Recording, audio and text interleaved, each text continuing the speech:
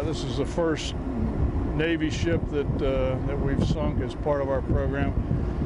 At 563 feet, it'll be the largest ship ever reefed in the Atlantic, longest ship ever reefed in the Atlantic. And we're very excited about it. This is the end of a 14-month process of cleaning the vessel up to meet EPA and Coast Guard standards, and preparing it, making it safe for diver access and that sort of thing.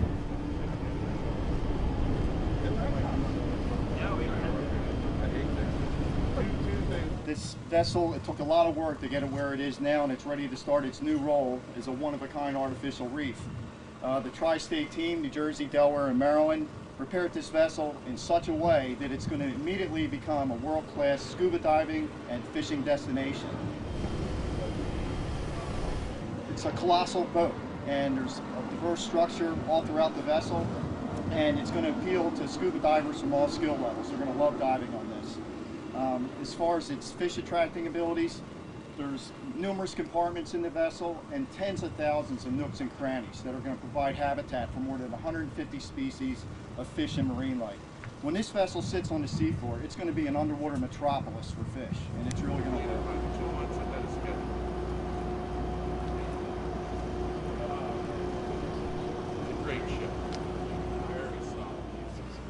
The USS Radford was actually named for a Navy Admiral, Arthur W. Radford. He served as the Commander-in-Chief of the U.S. Pacific Command. He also served as Chair of the Joint Chiefs of Staff. The ship was launched in 1977, served 26 years on the water, completed 10 deployments where it participated in several missions, including to Afghanistan. It's traveled all over the world. And so this ship is an excellent candidate for reefing. It's got an entire superstructure of heavy gauge steel, a large surface area. It's 536 feet long, and that makes it the longest ship ever reefed in the Atlantic Ocean.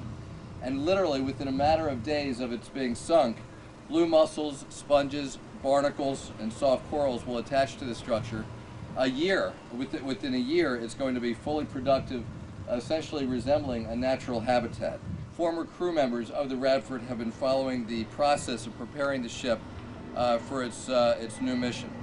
And I think their knowledge that the ship is not going to be scrapped, but actually has a new purpose in benefiting the environment and benefiting our economies is important to them, and it's certainly important to us. The Radford has been birthed right here in the great city of Philadelphia at Pier 5 Dry Dock 2, where it's been cleaned up and prepared for the sinking. After working throughout the entire winter, spring, and summer, and now this summer, to bring the ship towards environmental readiness and make her habitat worthy, if you will, the Radford is nearly ready for reefing.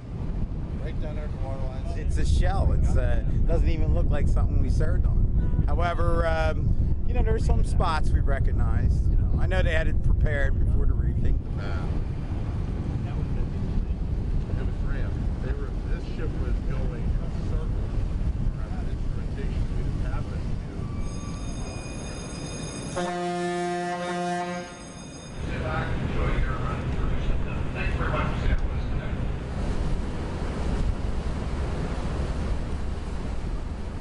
Once the ship is down there, it'll serve a new mission, and she will never not be serving, because she'll be helping the reef, she'll be helping the area around it, the fish and the fishing, the diving, and she'll go on forever. We won't. It wasn't bad, but whenever we turned, because it was a destroyer, you'd have to hold on to your food a lot. You know, whether you were cooking or eating, you always had to protect stuff, because you know, if they decide to take a turn, you know, you're turning with it, you know, it's turning quick. And even in storms, a tin can like that rolls a lot.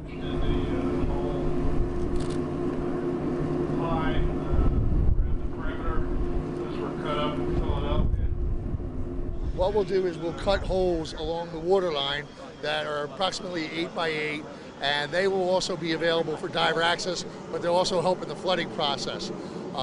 Once we get everything all in place, what we'll do is we'll open up the sea valves, which are located in the bottom of the boat, which allow water to get in and out of the boat for cooling and the engines and so forth. And our intent is to have the back of the boat sit down first, and then it progressively move forward. So she'll land stern down and kind of just nestle down right onto the bow.